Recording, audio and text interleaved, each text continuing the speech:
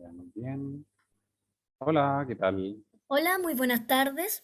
Como parte de la directiva de Nutriger les damos la más cordial bienvenida y agradecemos su presencia a todos y todas quienes a esta hora están empezando a conectarse y a seguir en línea nuestro webinar, el cual tiene nombre Envejecimiento Saludable. Temática muy contingente por estos días, donde la disminución de la actividad física y los cambios en la alimentación han sido parte de toda la experiencia que hemos vivido a través de esta pandemia. Para contextualizarlos un poco, queremos contarles que nosotros somos una agrupación de nutricionistas creada en el año 2020 con el interés común en la gerontología y geriatría. Nos motiva la pasión y el respeto por nuestro quehacer profesional con el trabajo con las personas mayores. También nos gustaría saber un poco de ustedes, por lo que los invitamos que a través del chat que se encuentra habilitado al costado derecho de sus pantallas nos escriban sus preguntas, inquietudes, las cuales van a ser seleccionadas por parte de nuestro equipo y realizadas al final de la exposición.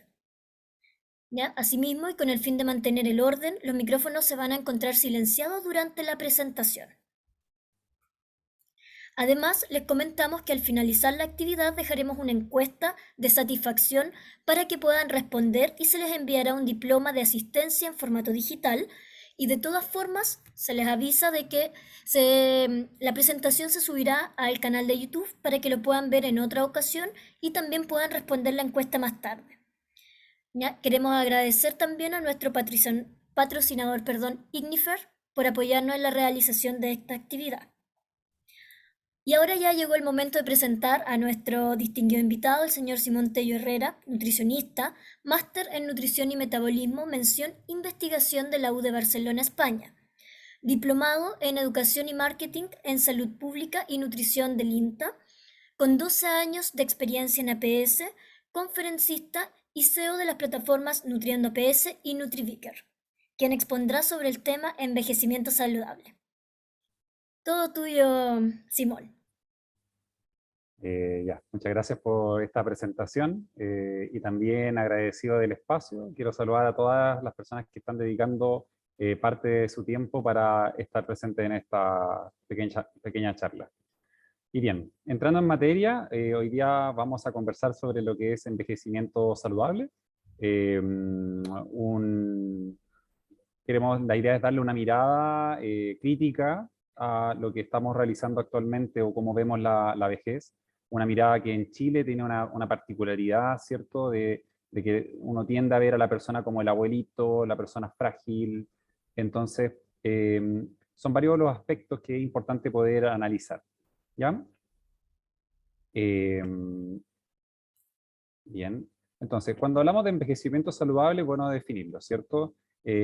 Parte de este metaanálisis que está acá abajo, que lo vamos a volver a revisar luego, considera que destaca una de las definiciones de lo que podría ser un envejecimiento saludable como el proceso de desarrollar y mantener la capacidad funcional que permite el bienestar en la vejez. Y si bien no existe consenso todavía sobre... Hay un micrófono. Eh, y si bien no existe consenso sobre la definición de envejecimiento saludable, sí se concuerda en que más allá de que exista una ausencia de enfermedad, la idea es que la persona pueda tener la mayoría de sus competencias, habilidades y capacidades para poder ser independiente, para ser autovalente, para poder hacer las cosas dentro de sus capacidades. ¿Ya? Vamos a ver brevemente un poco de epidemiología, veamos en dónde estamos parados. En primer lugar, lo que ya se conoce a partir de los datos del 2017. Sabemos que la población de Chile está en una pirámide estacionaria, hemos pasado de una pirámide como tal, ¿cierto? Y se proyecta el avance hacia un envejecimiento cada vez mayor de la población.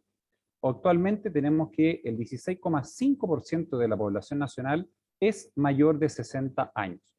Y lo que se espera es que con el tiempo esta población vaya aumentando. Según la última encuesta nacional de salud, en las personas mayores de 65 años podemos ver que hay un autorreporte. Recordemos que la encuesta nacional de salud es un autorreporte, no una medición, ¿ya? En donde la gente se percibe con un pequeño porcentaje de enflaquecimiento, con un estado nutricional principalmente dedicado al sobrepeso, con un poco de obesidad, ¿ya? Y en muy pequeño porcentaje de obesidad mórbida. Sin embargo, cuando podemos mirar datos, por ejemplo, del sistema público a través de del REM, podemos apreciar una situación totalmente diferente. Viendo, por ejemplo, acá, que en las personas que son, por ejemplo, mayores de 65 años, lo que es la población con bajo peso alcanza prácticamente el 7%, que aumenta abruptamente, llegando a prácticamente el 17-16% una vez que sobrepasa los 80 años, población que por supuesto que también está aumentando. El estado nutricional normal se considera que hay aproximadamente un 41% de personas mayores de 80 años con el estado nutricional normal y apenas un 31% en la población menor de 70 años, digo. Y la población con sobrepeso compite con el estado nutricional normal a medida que vamos aumentando en la edad. Ahora, viendo estos resultados, también cabe preguntarnos si es que la definición de estado nutricional normal corresponde a la realidad actual en la población.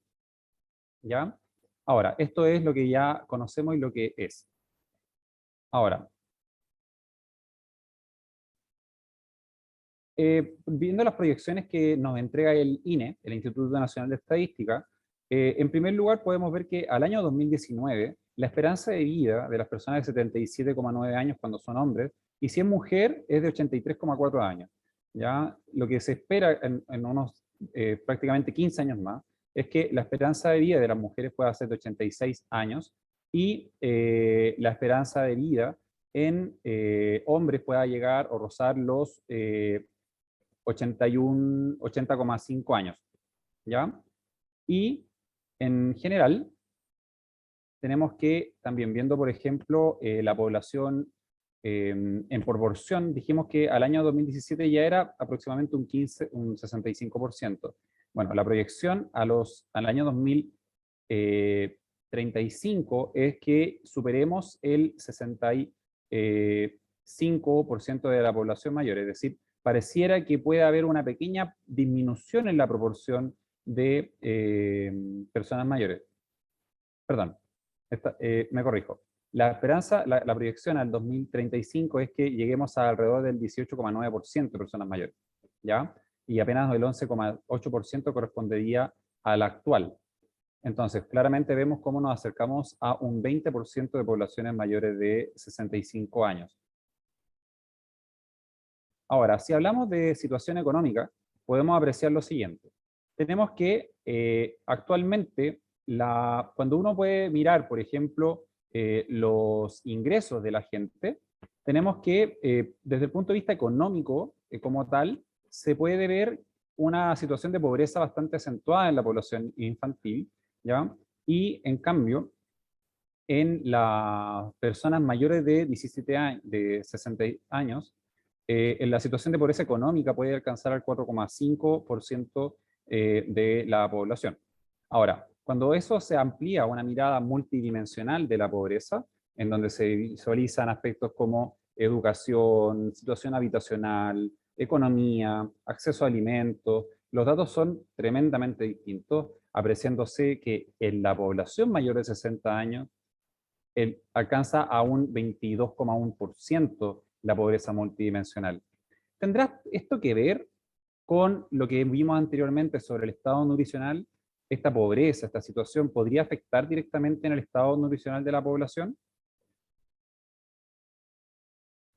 Ahora, independiente del estado nutricional, es importante poner atención a la situación de discapacidad. Podemos apreciar que existe, según la discapacidad, podemos ver que existe algún rango en población mayor de 60 años que pueda tener un grado de discapacidad. De este porcentaje, que es un 38,3%, según la última encuesta de discapacidad, que es la versión 2 del 2015, se puede ver que el 17,6% presenta algún grado de discapacidad leve a moderada. Por tanto, eso no significa que necesariamente que sean personas dependientes. En cambio, de este porcentaje, estamos viendo que a nivel nacional habría un 20,8% correspondiente a personas mayores de 60 años, que sí tiene un grado de discapacidad severa y por tanto va a requerir el apoyo. Es decir, ya no estamos hablando de una persona sola, sino que estamos hablando de un binomio, en donde tenemos una persona que es dependiente y tenemos que tener obligatoriamente una persona que es cuidadora. Entonces también tenemos que empezar a preguntarnos si es que estamos logrando abarcar también a las personas que son cuidadoras de estas personas mayores. Ahora, algunas consideraciones que tenemos que tener sobre el envejecimiento son las siguientes. Antes que pasar al estado, a temas fisiológicos, es súper relevante que miremos la situación de sedentarismo que tenemos en Chile. ¿Ya? En la población mayor de 65 años, en la encuesta nacional de salud, se puede apreciar cómo en el año 2009-2010 el porcentaje de sedentarismo era, por autorreporte, un 96,2%, pasando a una leve mejoría del 94% de sedentarismo en la población de 65 años. Ahora, si proyectamos esta situación, estamos viendo que la población menor de 65 años aprende a ser sedentaria. Crece siendo sedentaria, el 71% de la población es sedentaria, y luego, a medida que va aumentando la población adulta, tenemos una gran prevalencia, sobre el 86,2% de personas que siguen siendo sedentarias, y es esta la población que va a envejecer. Las personas que hoy día tenemos entre 30 y 49 años, a la larga, si mantenemos esta situación de sedentarismo, es difícil lograr esperar un mejor nivel de actividad física en la población mayor de 65. Por tanto, también, independiente de lo que sea un nivel de sedentarismo en la población mayor, obligatoriamente tenemos que mirar qué es lo que está pasando con las personas más jóvenes en cuanto a lo que es su nivel de actividad física. Ahora bien, consideraciones que son relevantes en las personas mayores es que se producen cambios fisiológicos. Estos cambios fisiológicos van a marcar sí o sí la intervención nutricional que podemos realizar y tenemos que tenerlo en consideración en el futuro. También perfectamente podría ser parte de la educación que nosotros entregamos a las personas mayores sobre cómo debieran proyectarse ellas o ellos en su mayoría de edad, en su vejez, ¿cierto? Difícilmente las personas se detienen un poco a pensar que, oye, yo al futuro voy a tener menos capacidad auditiva o voy a tener peor capacidad olfativa, o quizás puede que tenga algún problema para deglutir. Es difícil que la gente se proyecte pensando en eso. De hecho, probablemente la mayoría de las personas que son más jóvenes aquí viendo la presentación, difícilmente se han pensado, se han imaginado que podrían tener este tipo de problemas al futuro. Entonces, ¿es necesario verlo como problema? Quizás hay que aceptarlo como una condición fisiológica. ¿Ya? En la acumulación de años de las personas, este pasar de los años sobre las células, sobre los distintos tejidos del organismo, producen estos cambios. Hipoacusia, hiposnia, tendencia a la disgeusia, xerostomía, menor fuerza masticatoria, son cambios propios de la edad, no son enfermedades, y sí o sí se van a producir con el correr de los años en mayor o menor proporción según las características genéticas de la persona. Alteraciones gastrointestinales o diferencias comparadas con las personas más jóvenes pueden ser presencia de disfagia o prebifagia, que sería esta tendencia a tener alteraciones de la deglución. Reflujo gastroesofágico, acloidria, problemas que son propios de la edad y que podrían llevar al déficit de algunos nutrientes importantes como la vitamina B12 o el hierro. Tendencia a la gastritis atrófica, lo cual puede llevar a malestar y, por supuesto, como todos sabemos, en Chile hay una tendencia elevada a un cáncer gástrico. Y también acompañando esto podría haber una mala absorción. Nuevamente, es una mala absorción comparada con las personas más jóvenes, ¿ya? Pero que por supuesto que va a llevar a una diferente capacidad para adquirir o para recibir los nutrientes. Y junto con todo esto, como si fuera poco, también se produce un aumento del riesgo cardiovascular, es decir, la posibilidad de adquirir alguna enfermedad no transmisible con el correr de los años. Y entre medio de todos estos aspectos que hay que considerar en las personas mayores, se presenta este punto que está aquí solito, que es la inmunosenescencia. Es decir, esta alteración o diferencia de función del sistema inmunitario respecto a las versiones más jóvenes de una persona. Esta inmunosenescencia está influenciada por distintos factores, una involución del timo, que va involucionando desde la etapa juvenil, conforme pasan los años en las personas adultas. Acortamiento de los telómeros, que son estos bloques de protección que tiene el cromosoma y que por tanto afectan la lectura para poder replicar información. Estrés oxidativo acumulado, producto de estrés, producto de múltiples enfermedades, producto del correr de los años, producto de la misma respiración que también va produciendo un estrés oxidativo en el organismo, acompañado también de pobre alimentación, con dificultades para adquirir nutrientes. Son todos factores que van influyendo para que las personas puedan tener un sistema inmunitario cada vez más debilitado. Esta modificación también lleva a una disminución de la función de las células T, linfocitos, ¿cierto?, que están a la capacidad de defendernos de enfermedades de forma selectiva y también específica. Por tanto, también el sistema inmunitario se ve un poco más debilitado, ¿ya? Esto conlleva aumentar el riesgo de enfermedades autoinmunitarias, enfermedades crónicas, mayor tendencia de reducir nuestra respuesta ante infecciones, y esto por supuesto que puede llevar a una situación inflamatoria crónica, y al haber una situación inflamatoria crónica, se vuelve un círculo vicioso en donde aumenta el riesgo de diabetes, osteoporosis, aterosclerosis, riesgo de demencia, enfermedades hormonales, en fin. Es un cúmulo de factores que se van acumulando con los años y que tenemos que tener en consideración cuando viene la vejez. Esta situación de inflamación crónica en muchas personas se les debe considerar como inflammation. Esta inflamación acompañada de la edad, en donde se aprecia un daño crónico de el estado de la célula, de los linfocitos, ¿cierto? Producto de varios factores. En primer lugar, la obesidad visceral puede llevar a un estado inflamatorio crónico por falta de oxigenación de los tejidos de la grasa visceral, ¿cierto? También el exceso de leptina lleva a un estado inflamatorio producto de las adipoquinas. Los DAMPs, que son daños asociados a los patrones moleculares, producto también de múltiples alteraciones y defensas del sistema inmunitario, ¿ya? Agentes patógenos presentes en el medio, ¿cierto?, que afectan a nuestras propias células, y también factores que se activan a partir de cascadas de inflamación, como el factor de necrosis kappa beta, ¿ya? Y así podemos seguir hablando sobre la inflamación del sistema inmunitario, ¿ya? Ahora, otro factor que es importante considerar es la translocación bacteriana. Translocación que se produce en el punto más expuesto que tenemos las personas ante el medio externo, que no es la piel, sino que es el intestino. Todo nuestro epitelio intestinal está expuesto a la luz, al medio externo, y es la mayor superficie de contacto que tenemos con el exterior. Por tanto, si es que tenemos afectada la permeabilidad del intestino, el riesgo de ingreso de bacterias, la alteración de la salud puede verse mucho más aumentada.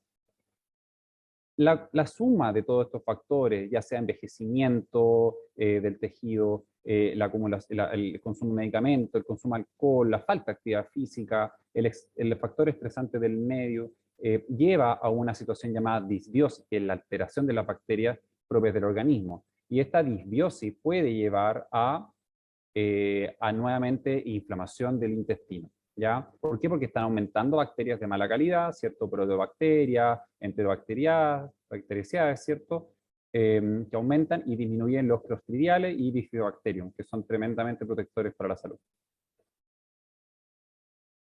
Y esto, por ejemplo, se puede ver a través también de la alimentación, cómo la alimentación puede afectar también la permeabilidad del intestino cuando hay exceso de grasa, exceso de colesterol, exceso de sal que produce disminución de la presencia de lactobacillus, y esto puede llevar a un estado inflamatorio en todo lo que sería el GALP, ¿cierto? El tejido conectivo que se encuentra bajo el mesenterio y que tiene toda esta agrupación de células y tejidos que llevan a aumentar la defensa, ¿ya? El tejido linfático asociado a intestino, gut associated. Ahora, hablando de alimentación y viendo la calidad de la alimentación, la ENCA nos ofrece algunos datos que son relevantes. Por ejemplo, la ENCA, que fue esta encuesta gigante que se realizó hace varios años para ver la calidad de la alimentación de la población, nos muestra, por ejemplo, estos gráficos. miremos cómo se acopla la alimentación o ciertos alimentos que se consideran saludables para la gente y cómo se va modificando la ingesta según los grupos etarios. Por ejemplo, en el agua, se aprecia que algunas, por ejemplo, las personas mayores tienen un buen cumplimiento del consumo de agua y solamente es mejorado por las personas de 30 a 49 años. En cambio, cuando hablamos de fruta y verdura, las personas mayores tienen menos consumo de fruta y verduras que las personas adolescentes o jóvenes o adultos jóvenes. Ahora, en los lácteos se aprecia una baja ingesta importante comparado con la población infantil. Las legumbres, apenas llegamos a menos de un 30% de ingesta de legumbres. Y en cuanto a lo que es pescado, estamos pobremente llegando al 15%. Un 13% dice acá las personas mayores de 65 años. Y cuando hablamos de los hábitos en cuanto a la alimentación, la ENCA también nos muestra lo siguiente. Dice que de los horarios de alimentación o lo que sería un patrón de alimentación chileno, podemos apreciar que prácticamente toda la población toma desayuno, salvo los jóvenes. Algo pasa en la adolescencia y en los estudios que las comidas pasan a ser segundas prioridades. Pero bueno, mayores de 65 años, 50 a 64 años, el desayuno es sagradísimo, no se lo pierden. Pero la colación no siempre es tan frecuente, pero un 27-28%. El almuerzo también es muy adherido por las personas mayores. No todas las personas consumen alguna colación. Y aquí la once vuelve a tomar relevancia con un 90,8% de las personas mayores de 65 años. Y en la cena es apenas presente en un 21,3%. Y quizá una población un poco menor, ¿cierto? Sería de personas que comen alguna colación en la noche, quizá alguien con diabetes o quizá alguien que tenga un hábito así. Ya, pero fíjense que la once es tremendamente relevante como hábito. La once es algo muy nacional. Ya en otros países se pueden conocer como, ¿cierto? Como el té de las 5, como en Inglaterra. Pero la once en Chile tiene una connotación cultural distinta. De hecho, hay un estudio ya que salió en 2019, en donde la doctora Valentino muestra cómo la ONCE podría ser un factor estresante para la población, llevando a aumento del riesgo del síndrome metabólico. ¿Ya? En este estudio, por ejemplo, aquí se puede ver en la gráfica cómo la hora de once es un factor que puede llevar a mayor riesgo de síndrome metabólico, es decir, que llevan dos componentes, y viéndolo como grupo etario total, como personas mayores y personas más jóvenes, mírenlo. En las personas más jóvenes parece que no hay un efecto importante del riesgo de síndrome metabólico, pero a medida que va aumentando se vuelve exponencial, ¿ya? Y se acerca, ¿cierto?, en las personas mayores, ¿ya? Es un riesgo leve, pero es un riesgo que sí está presente y está asociado principalmente a el sexo masculino, ¿ya? Y es un riesgo también presente asociado a tomar once versus la hora de la cena. Aquí, este estudio, aquí hay un aspecto que a mí no me gusta de este estudio, y es que creo que quedó corto en las comparaciones de tipo de once versus tipo de cena, ¿ya? Porque aquí muestra una once tradicional que puede tener quesito, cierto pan marraqueta o pan batido, y tenemos pan de molde, palta, jamón. Aquí creo que podría haber más características, más tipificación de la hora de once, pero como estudio, como aproximación está bastante buena. Bien, entonces hemos hablado sobre la situación epidemiológica, hicimos un repaso sobre las características fisiológicas de las personas mayores, revisamos levemente cómo serían las características de alimentación de las personas mayores y las personas también más jóvenes. Entonces vamos a ver qué es lo que dice, cómo podemos enfrentarnos a esta situación. Bueno, la evaluación periódica la propone la ESPEN, ya este organismo de investigación que se preocupa de las personas mayores y va actualizando cada cierto tiempo sus lineamientos. El 2022 nos propone que ojalá en las personas mayores se pueda hacer una evaluación cada 3 o 6 meses para saber si es que las personas tienen algún grado de malnutrición. ¿Ya? Ahora, independiente de la evaluación, esto ya sería después, ¿cierto? Lo que estamos buscando en esta presentación es saber qué pasa antes, cómo llegamos bien a esta edad, para que en este screening que vamos a realizar podamos encontrar personas en buen estado. Bueno, entonces, antes de hablar de alimentación, aquí hay un tema que a nosotros los nutricionistas y las nutricionistas siempre se nos va. Le damos mucha importancia a la alimentación, y muchas veces la parte de actividad física ocupa un espacio miserable en la recomendación nutricional que va al final de la consejería o de la educación. Bueno, este metaanálisis, un estudio bastante grande que se publicó en 2017, nos tiene que hacer reflexionar sobre hasta qué punto tenemos que darle la relevancia a la actividad física para alcanzar un envejecimiento saludable. En esta investigación, en este metaanálisis, como pueden ver, el Forest Plot muestra cómo a favor del healthy aging, ¿cierto? El envejecimiento saludable, la actividad física tiene un efecto muy protector.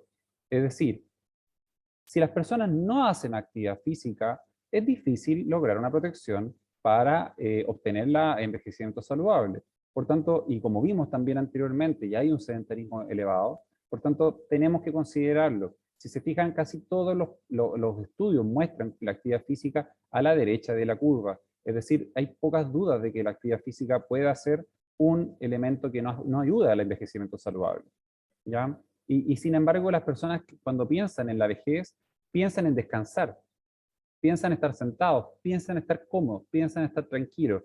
Son muy pocas las personas que visualizan la vejez como un espacio para hacer actividad física. Bien, ahora, ¿cómo logramos que las personas se protejan del estado nutricional, ya sea por malnutrición por exceso o por déficit? Bueno, la ESPEN nuevamente nos propone algunos lineamientos principales que hay que tener en consideración, que los vamos a ver ahora en profundidad. Pero, por ejemplo, nos vamos a fijar solamente en la izquierda, ¿ya? Porque aquí ya estamos hablando de hogares de ancianos, personas que tienen algún grado de dependencia. Pero a la izquierda podemos ver en destacado que son 5 elementos principales. Tener una buena ingesta calórica, tener una buena ingesta proteica, consumir suficiente fibra, tener atención por las micronutrientes y estar atento a los déficits, ¿cierto? Recordamos que hablamos que había diferencias de mala absorción, y tener una adecuada hidratación. Son los 5 aspectos que tenemos que tener presentes clave a la hora de hablar de alimentación, y por supuesto el sexto, que ya lo dijimos antes que todo, que era tener un nivel de actividad física adecuado. Entonces, cuando hablamos de requerimientos nutricionales, es difícil, a ver, en Chile hay una cultura obesofóbica, una cultura de que hay que comer poco es la solución, comer poco te va a hacer más exitoso, comer poco te va a hacer más feliz. Entonces tenemos que replantear nuestra situación. Aparte, en Chile ya vimos que hay una situación de pobreza. El tener una pobreza afecta en la elección de compra, y por tanto el desafío está en lograr consumir las calorías suficientes. Es muy difícil lograr mantener una masa muscular conservada sin tener las suficientes calorías diarias, ¿ya? Entonces, la recomendación de la ESPEN es lograr unas 30 calorías por kilogramo de peso, ¿ya? Y por supuesto considerando factores de actividad física que van desde el 1,2 hasta el 1,8 según la realidad de la persona, considerando enfermedades, temas respiratorios, qué sé yo. En las personas con desnutrición, la idea es buscar un aporte calórico mayor, de 32 a 38 calorías, ¿cierto? Y según el tipo de actividad física tenemos que hacer alguna actualización, ¿ya? Ahora, en cuanto a lo que es proteína, ojo, al menos 1 gramo por kilogramo de peso, al menos. Muchas de las investigaciones recomiendan hablar de entre 1,2 a 1,5 gramos de proteína por kilogramo de peso. De hecho, la mayoría de la investigación que busca un aumento de la masa muscular se vincula también con el entrenamiento de fuerza. Por tanto, es verdad, el comer proteínas puede ser un factor protector, pero también el entrenamiento. Nuevamente volvemos al aspecto anterior sobre cómo entrenar para mantenerse saludable, ¿ya? Entonces, muchas investigaciones hablan de una ingesta entre 1,2 a 1,5. Sin embargo, al menos tenemos que buscar 1 gramo por kilogramo de peso. Las nutricionistas que están conectadas, que pueden hacer encuestas alimentarias en atención primaria, podrán ver que muchas personas les cuesta lograr la ingesta proteica adecuada, ¿ya? Entonces, aquí hay un aspecto que tenemos que ponerle mucha atención. La ingesta de grasa no difiere mucho de lo que se espera para la población más joven. Buscar entre un 30 y un 35% de las calorías provenientes de tejido graso, o sea, de grasa, es súper importante. Tener grasa de origen poliinsaturado, grasas omega 3, esto efectivamente sigue siendo de importancia. El omega 3 tiene un efecto protector a nivel de inflamación, favorece la producción de resolvinas que reducen el estado inflamatorio, reduce, hay una competencia con el ácido araquidónico para reducir la producción de icosanoides y leucotrieno. Entonces el omega 3 tiene que ser parte de la dieta. Existen omega 3 en pescado, ¿cierto? Existe el aceite, esta famosa Nutra Omega 3, ¿ya? Entonces existe distintas opciones para poder obtener grasa de omega 3. Y por supuesto están las nueces que están acá en la imagen de arriba. La chía también puede ser una excelente alternativa. En cuanto a los carbohidratos, bueno, están castigados los carbohidratos. Mucha gente piensa que los carbohidratos son lo peor del mundo y la verdad es que están un poco lejos de eso, ¿ya? En personas con diabetes la idea es buscar mínimo un 45% de la molécula calórica. La ADA, ¿cierto? No propone opciones mucho más bajas. Y hay algunos estudios que proponen intervenciones más agresivas con las personas con diabetes. Sin embargo, nunca es cero carbohidratos. Ya no estamos hablando de una dieta keto acá.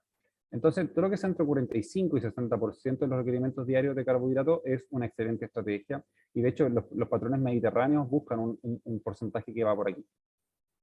En cuanto a vitaminas, importante tener atención con la vitamina C. Existe prevención de múltiples enfermedades, ¿cierto? Especialmente a la piel. La vitamina C se cubre fácilmente a través de frutas, verduras, ¿ya? Por tanto, tenemos que proponer el consumo de fruta y verdura en Chile. La vitamina E básicamente está presente a través de alimentos grasos. Por tanto, si es que la persona consume alimentos grasos, no habría ningún problema. La vitamina B12, en cambio, sí es un tema, porque como vimos también se produce una acloridria o una hipocloridria, y eso lleva a una menor producción de factor intrínseco, y eso lleva a una menor absorción de vitamina B12, y por tanto riesgo de anemia, riesgo de daño neurológico. Entonces tenemos que estar atentos a la suplementación. Es ampliamente recomendado suplementar con vitamina B12 a través de megadosis inyectables después de los 75 años, ¿ya? Esto también nos va a ayudar a estar atentos para la salud de nuestras personas mayores. La vitamina D, por otra parte, en Chile a veces no somos tan conscientes de lo sur que estamos en el mundo. Estamos tan al sur del mundo que hay estudios que muestran que personas de Santiago, mujeres especialmente, solamente por estar en Santiago de Chile, ya tienen baja nivel de vitamina D. Por tanto, tenemos que estar atentos a la suplementación. La gente en Chile no come pescado. Si no come pescado, las bebidas lácteas o bebidas vegetales que tienen suplementación de vitamina D son carísimas. Por tanto, es difícil acceder a vitamina D a menos que sea una suplementación. Entonces, ojo, se vienen mejoras, ¿cierto? Puede que el pan venga con vitamina D y eso es una oportunidad. Y tenemos que tratar de buscar que la vitamina D no falte en la gente. Otros minerales que tenemos que estar atentos, el sodio, ¿cierto? Siempre va a ser un tema, estar atento al exceso. El calcio, tenemos que estar atentos también, es difícil lograr la ingesta suficiente. Sin embargo, lo más relevante del calcio es tener una suficiente ingesta de vitamina D o tomar examen oportunamente. El hierro también es un tema relevante, el hierro lo vamos a encontrar a través de legumbres, también carnes, el avena, la quinoa, tienen bastante hierro, ya, y los mariscos también tienen mucho hierro, también hay que considerarlos dentro de la dieta. Y el zinc, que está vinculado netamente a la función inmunitaria, no podemos pasarla por alto.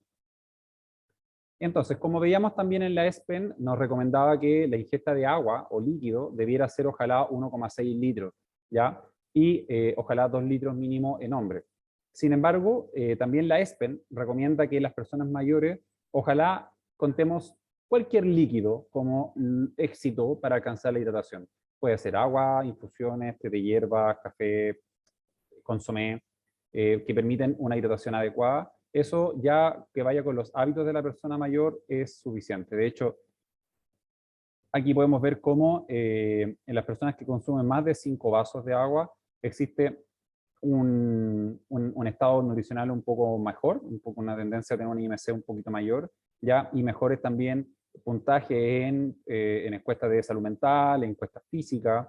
Imagínense, aquí actividad física, el puntaje pasa de 39,4 en el score de actividad física a 48%. O sea, hay una gran diferencia solamente por tomar más agua.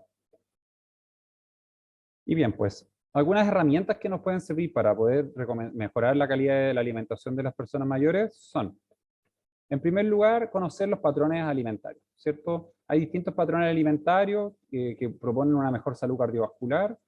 Algunos, por ejemplo, están relacionados, por ejemplo, bueno, está la dieta baja en carbohidratos, y no sin carbohidratos, sino que baja en carbohidratos, que si bien tiene harta evidencia que apunta a mejorar el estado de varios factores interesantes en el síndrome metabólico, también tiene varios estudios que no muestran ningún impacto. Todos estos círculos grises son ningún impacto. La dieta mediterránea, que es tan famosa, que ya, quizás todos ya la tienen súper como incorporada en su switch, bueno, si se fijan tiene puros puntos verdes en todos los aspectos del síndrome metabólico y muy poquitos círculos grises. Eso es un factor bastante interesante. Incluso está mejor que la dieta DASH y mejor que el resto de las dietas, salvo la dieta baja en carbohidratos. ¿Ya? Pero tiene menos estudios que digan efectos negativos y también neutros. Eso también es interesante. Algunas recomendaciones cualitativas. El año 2017-2019 se levantó un proyecto de bienes públicos, ¿ya? Y que consideran algunas innovaciones para el adulto mayor, ¿ya? Aquí, por ejemplo, destacaba, ¿cierto?, que efectivamente existe menor fuerza masticatoria. Tenemos que estar atentos también a que se tiene que indicar mejor el etiquetado de los envases. También hay que tratar de buscar alimentos que sean un poco más blandos, no necesariamente papillas, pero sí que una dieta tenga una cierta, sea más blando para adquirir mejor los nutrientes. Hay pérdida olfativa con los años, existe tendencia por aromas más atractivos, ¿cierto? Como en la naranja y el durazno, y a veces cuesta reconocer condimentos especiales como el anís, comino e incluso el ajo, ¿ya? Eso evoca más que nada el recuerdo del sabor. Otros factores que pueden ayudarnos son la proteína. Ya hablamos de mínimo 1 gramo, ideal entre 1,1 y 1,5 gramos de proteína. Algunas de las estrategias que a mí me gustan, bueno, aparte de las dietas, que es lo óptimo, ¿cierto? A veces la proteína en polvo puede ser una buena estrategia, sobre todo las personas que tienen poco apetito y que se les puede agregar proteína en bebidas lácteas o incluso en el agua o en postres. Por ejemplo, en este caso hay una proteína en polvo que se le está agregando a la sopa porque es una proteína de sabor neutro. Entonces, hay distintas estrategias que se pueden utilizar y a veces tenemos que ser un poquito más agresivos, más innovadores en la recomendación nutricional. Ahora, existe conflicto respecto a un nutriente o un componente de la dieta llamado HMB, este metabolito activo, ¿cierto?, que se deriva de la leucina, y resulta que cuando se investiga el HMB por separado, resulta que el efecto es neutro prácticamente nulo para poder aumentar la masa muscular. Entonces, HMB como tal, miren, la mayoría de la investigación habla de comer suficiente proteína, y yo creo que el objetivo, más que buscar suplementos que tengan HMB, va por aumentar la ingesta total de proteína. En cuanto a lo que se llaman superalimentos, bueno, tenemos bastantes alimentos que pueden conocerse, ¿cierto? Tenemos aquí antioxidantes, aquí tenemos ciertos frutas y verduras, aquí me quedó sobrepuesta la imagen, les pido disculpas. Y otros antioxidantes poderosos son, por supuesto, los conocidos, la vitamina E, vitamina C, vitamina A, ¿ya?, que son tremendamente poderosos como antioxidantes y súper nutritivos que hay que considerar. Otros antioxidantes poderosos, ¿cierto? El aceite de oliva, que está disparado en precio, ¿ya? El té tiene un efecto protector importante en Chile. El consumo de frutos de temporada, los berries, el maqui, el cacao amargo, el resveratrol, que en Chile todavía no es tan famoso, a pesar de que tenemos producción de uva increíble, no es tan famoso. Y el cafecito también tiene un efecto protector importante, hay que considerarlo como buen antioxidante. Para la hidratación, considerar todo cuenta como hidratación. De hecho, en nutrición deportiva, la leche también se utiliza como un elemento hidratante bastante interesante, ¿ya? A veces, en algunos casos, cuando hay que rehidratar por diarrea, por deshidratación, las sales hidratantes son buena alternativa, pero también bebidas que están comerciales ya accesibles por la gente y que de repente tienen hasta un sabor un poquito mejor, ¿ya? En cuanto a la reducción del peso corporal, hay que hacerlo con cautela. La ESPEN nuevamente nos advierte que más que pensar en bajar de peso o hacer una dieta demasiado restrictiva, hay que proteger la masa muscular. Eso debería ser un norte para todos. El proteger la masa muscular se logra con restricciones calóricas no tan severas, con un aumento en la ingesta proteica y por supuesto con actividad física. Entonces, más que preocuparse de solamente la baja de peso, es súper recomendado buscar proteger la masa muscular a través de actividades físicas y protección de la salud. Ahora, hay algunos estimulantes del apetito que pueden ser útiles. Ya el famoso apetrol, ya ciproheptadina puede ser una alternativa. Por supuesto que esto tiene que ser en trabajo con médicos porque hay interacción con otros medicamentos y también puede producir un efecto somnoliento de sueño. Entonces tenemos que estar atentos a que si le vamos a recomendar, tiene que ser de la mano con algún apoyo médico para estimular el apetito y así la persona, por supuesto, coma las calorías necesarias para evitar debilitarse. Y según las evacuaciones, bueno, si es que tenemos, esto también es importante conversar con las personas, muchas veces, más que estar diciéndole a la gente, toma agua, toma agua, toma agua, es bueno enseñarle a la gente que vea su cuerpo. Preguntémosle, ¿cómo está su hidratación? ¿De qué color es su pipí? Si el color cierto es más oscuro, claramente aquí hace falta tomar líquido. Entonces tenemos que tratar, también buscar a que las personas también pongan sus propios límites en cuestión. En el caso de las fecas, ¿cierto? Si es que tenemos, por ejemplo, tendencia a una digestión más pobre, en consistencia, tenemos que hacer estrategias distintas, buscar, ¿cierto?, un aumento de la fibra, aumentar agua o reducir exceso de fibra, ¿cierto?, reducir quizá algún lácteo o de repente intervenir con probióticos, ¿ya? En este escáner, ustedes pueden escanear este código QR, esta es una revisión muy, muy buena que pueden ver sobre probióticos, bien actualizada, de hecho después la voy a volver a repasar, pero este dinosaurio, este código QR es súper recomendado. Los probióticos son microorganismos vivos que cuando se administran en adecuada cantidad confieren efectos saludables. Tenemos prebióticos también, que son sustratos que dan alimento a estas bacterias, ¿cierto? Y muchas de las investigaciones apuntan a que un probiótico tiene que ofrecer al menos 10 millones, entre 10 millones y 1 billón de unidades formadoras de colonia. Entre 10 millones y 1 billón. Muchos de los suplementos que existen en el mercado apenas tienen 1 millón. Y algunos probióticos que se venden en vasito también apenas tienen 400.000. ¿Qué hacen 400.000 unidades formadoras de colonia para un efecto probiótico? Se supone que estamos buscando mucho más. Ojo con esta recomendación, ¿ya? Y la idea es que tenga un efecto agudo y dure mientras se está consumiendo. El simbiótico es una mezcla entre probiótico y prebiótico y que permite que haya mayor éxito en la colonización bacteriana. Ayuda, ¿cierto?, la presencia de probióticos positivos. Ayuda también la presencia de algunos medicamentos que pueden estimular la salud intestinal. Ayuda la presencia de minerales y vitaminas. Ayuda la presencia de ácido graso de cadena corta también, pero que se producen a través de la consumo de fibra. Por tanto, hay que tratar de estimular la fibra. Los prebióticos, probióticos y simbióticos tienen una función positiva a nivel intestinal y nosotros tenemos que creernos el cuento y recomendarlos también cuando se pueda, porque permiten la restauración del equilibrio intestinal. Aquí, por ejemplo, podemos ver cómo, en comparación con una dieta rica en lípido o occidentalizada, el aumento de la fibra, la presencia de proteínas, ¿cierto? La presencia de vitamina A, vitamina D, ¿cierto? Puede generar un cierto equilibrio, aumentando la presencia de células, linfocitos T reguladores, reduciendo la presencia de agentes inflamatorios. Esto es un estudio muy antiguo en Chile, del 2010, en donde se resume los probióticos que estaban o sea, disponibles a nivel nacional. Ojalá este estudio se pudiese repetir porque era bueno, era bien bueno, pero está desactualizado, ¿ya? En Chile los probióticos que tenemos más disponibles o alimentos que tienen un objetivo probiótico son la kombucha, el kéfir, yogur natural, el chucrut fermentado, cápsulas con probióticos y algunos productos comerciales, ¿cierto?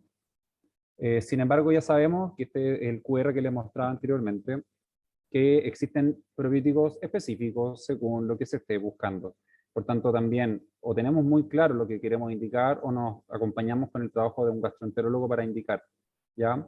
Porque claramente no cualquier probiótico va a ser útil. Hay probióticos que están presentes en los lácteos fermentados, como el yogur, y esos sí son una excelente alternativa para considerar como una mantención. ¿ya? Pero cuando buscamos un dato, un efecto específico, tenemos que responder con un efecto específico. Bueno, ¿y cómo entregamos todas estas recomendaciones? En primer lugar, tenemos que tratar de hablar en positivo. Educar en positivo es una forma importante para evitar los conflictos, para evitar peleas con nuestros pacientes. Nuestros usuarios tienen hábitos muy arraigados, por tanto, llegar y cambiarle la once por la cena en un país donde el 97% de la gente toma once, no va a dar éxito.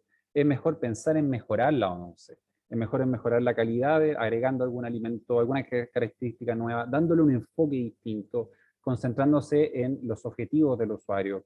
Le hemos preguntado a nuestros pacientes o a las personas mayores si cómo quieren sentirse en los próximos años. Quizá esta educación en la alimentación podría sostenerse en esta pregunta para darles recomendaciones mucho mejores y también basadas en lo que les interesa, ¿ya? La idea es que sean simples y realistas y alcanzables, ¿cierto?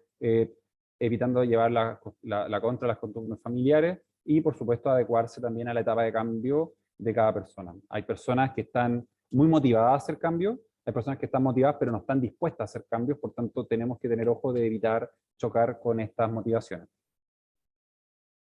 El ejercicio tiene que ser parte de nuestras recomendaciones en grupo, ojalá. Hay varias investigaciones que muestran que el hecho de hacer actividades en comunidad permite que las personas estén protegidas de la desnutrición y por tanto la actividad física tiene que ser parte de nuestras recomendaciones. Insisto, ojalá que sea al principio, porque muchas veces cuando queda al final, ya la gente tiene tanta información con las recomendaciones de la Nutri que simplemente se olvida la actividad física. Entonces hay que darle mayor realce.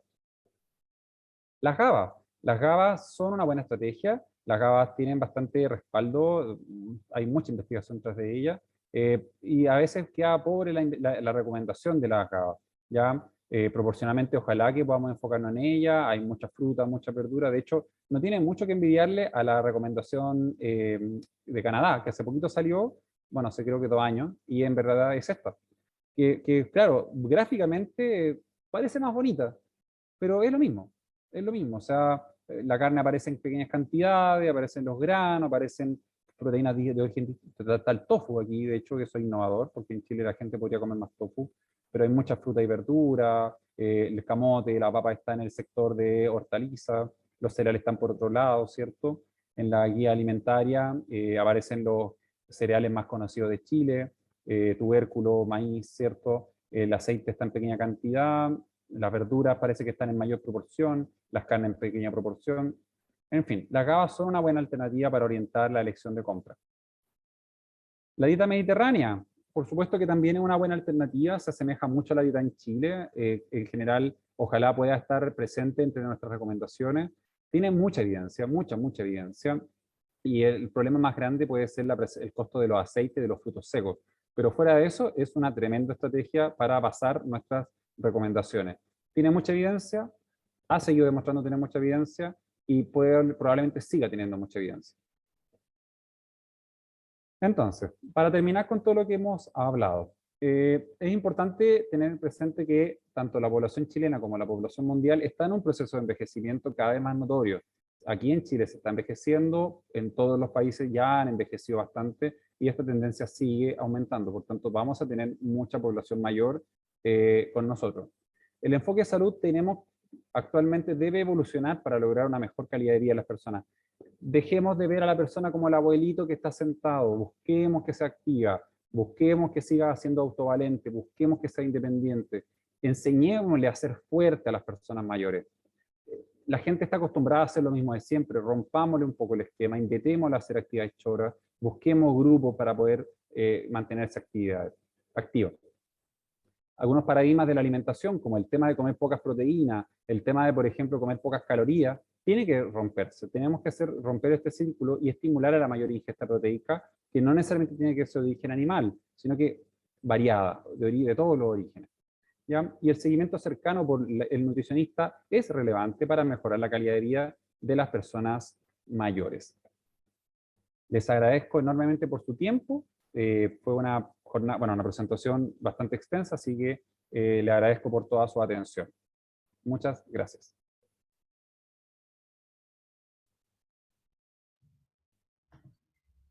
Muchas gracias a ti, Simón. por esta charla, ¿cierto? Que estuvo sumamente clara, muy informativa. No sé si alguien tiene alguna consulta o duda. Acá nos ponen gracias. Por interno también ya nos habían escrito que muchas gracias. Qué bueno. No sé si hay alguien más. Tuvo súper la clase, muy bien explicado. ¿Escucha? ¿Aló? ¿Se ¿Sí? escucha? ¿Sí? ¿Jimena? Ya, yo tengo una pregunta en cuanto a recomendar actividad física al adulto mayor, como que personalmente siento que igual es un poco arriesgado porque la mayoría de los adultos mayores tienen algún problema en la cadera, han tenido caídas, mm, o artrosis, osteoporosis, entonces quizás eh, como siento muy responsable darle actividad física si no sabemos si quizás se pueda lesionar con esa actividad física después, oh, la Nutri me recomendó esto y me lesioné o me caí, no sé. Entonces, ¿cómo poder trabajar de manera en equipo con un Eso, kinesiólogo o con algún eso. centro como director? O sea, claro, si están en un centro de reposo, como que esté igual a cargo de un profesional del área como de educación física o kinesiólogo o algo así. Pero Exactamente, Jimena. personalmente como que me dan temor. Sí, de todos modos, está bien tu temor. Ya, sin embargo, también ese temor es parte de los paradigmas que tenemos que empezar a enfrentar. ¿Ya? Efectivamente, como usted bien lo dijo, el trabajo en equipo puede darnos más soluciones. Hasta donde nosotros llegamos es la parte alimentaria, la recomendación, la motivación. El trabajo de cómo hacer una mejor actividad física, tenemos que hacerlo en coordinación con profesores de educación física, o con kinesióloga o kinesiólogos especializados, o con terapeutas ocupacionales también, ¿ya? Y especialmente, ojalá trabajar en comunidad, buscar grupos de apoyo, y a veces también, pucha, buscar también lo mínimo que se puede hacer es la caminata, ¿cierto? Lo mínimo que se puede apelar, ¿cierto? Porque la idea de esta charla de hoy día es tratar de buscar cómo nos mantenemos activos desde antes, ¿cierto? Cuando ya llegamos tarde, por supuesto que dan los temores, la gente ya está muy hastiada, ¿cierto? Porque ya llegamos tarde. Entonces, si tenemos la oportunidad de enfrentar a personas de 50 años, 60 años, 70 años, el objetivo debiera ser mantenerlas activas, recomendarle, ponerle plazo. Hay estos relojes tan famosos ahora, que podemos poner como metas de paso, sin caer en la intromisión de otras áreas, ¿cierto? Si uno tiene títulos de nutrición deportiva, o perdón, corrijo, de entrenamiento o de preparación física, quizás sí, pero si no, tenemos que alianzarnos con equipos en los SFAM o de forma particular o dentro de los grupos de adulto mayor, presentar proyectos también para que nuestros LEAM o centros de adultos mayores hayan también proyectos. Hay que trabajar en equipo. Muchas gracias. ¿Hay alguien más que desee compartir alguna opinión o alguna consulta? ¿No? Bueno, entonces en honor al tiempo también, ¿cierto? Agradecemos una vez más a nuestro expositor por haber participado con nosotros y también agradecemos a todos ustedes por haber estado presentes en esta actividad. Les recordamos nuevamente que la exposición estará disponible por nuestro canal de YouTube y que al responder la encuesta podrán acceder al certificado de asistencia de este webinar. De esta manera damos por finalizado este webinar organizado por Nutriger y los dejamos invitados a estar atentos a nuestro contenido en redes sociales, que se vienen más eventos y sorpresas. Muy buenas tardes y muchas gracias a todos. Muchas gracias por el espacio. Que estén muy bien. Hasta luego, muchas gracias.